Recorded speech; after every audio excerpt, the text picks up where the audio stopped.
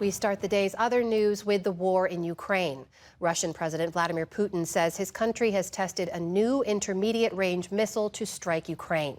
Officials in Kyiv initially claimed it was an intercontinental ballistic missile, which is capable of carrying nuclear warheads over long distances.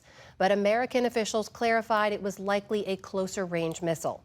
Putin said the use of the new missile was a direct response to Western policy changes toward Ukraine's use of long-range weapons to strike inside Russia. We consider ourselves entitled to use our weapons against military facilities of those countries that allowed their weapons to be used against our facilities. And in the event of an escalation of aggressive actions, we will respond decisively and reciprocally. Ukrainian officials say the missile was one of 9 fired at the central city of Dnipro. A number of businesses and residential buildings were damaged, and at least 2 people were injured.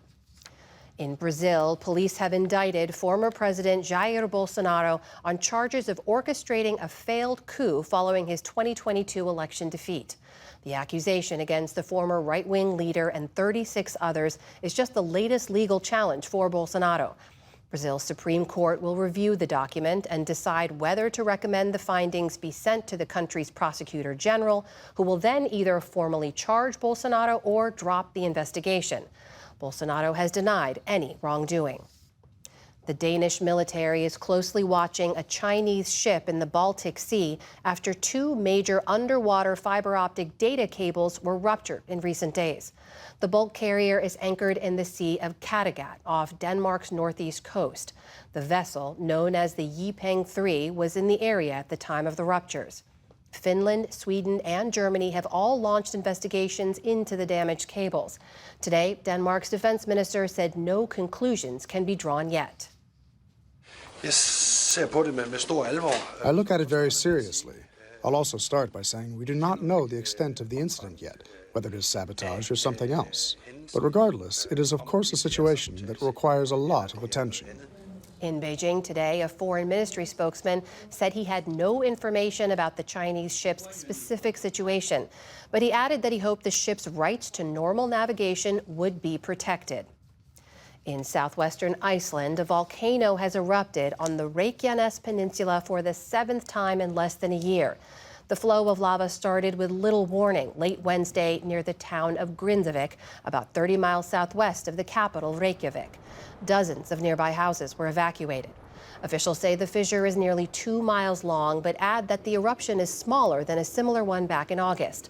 The volcanic area had previously been silent for 800 years before coming back to life in 2021. Back in this country, the highest court in Illinois has overturned Jussie Smollett's conviction. The actor had been charged with staging a racist and homophobic attack against himself in 2019. 2 years later, a jury found him guilty of disorderly conduct for filing a false hate crime report. Today, the state Supreme Court ruled Smollett was unjustly prosecuted since the initial charges were already dropped as part of a negotiated deal. The special prosecutor in that trial wrote of today's decision, quote, "Make no mistake, today's ruling has nothing to do with Mr. Smollett's innocence." Cryptocurrency markets took note of the announcement today that SEC Chairman Gary Gensler plans to resign effective January 20th, Inauguration Day. Under his leadership, the SEC has been aggressive in its oversight of the crypto industry. Bitcoin hit a new record after the news, flirting with $100,000. While on Wall Street, investors turned away from tech and towards more broad-based stocks.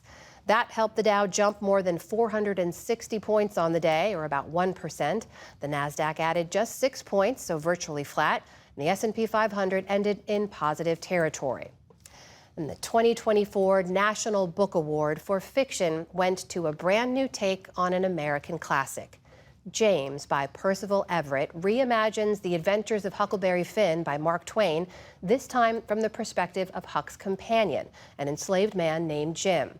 In April, Everett told the NewsHour writing the book felt like having a conversation with Twain. I'm perhaps writing the novel that he was not equipped to write. And nor would he even imagine it, because his character is Huck Finn. It's Huck's novel. But he could not occupy the psychic and cultural space that was occupied by Jim.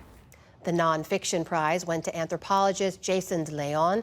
His book, Soldiers and Kings: Survival and Hope in the World of Human Smuggling, chronicles the lives of smugglers who guide migrants across borders in Latin America.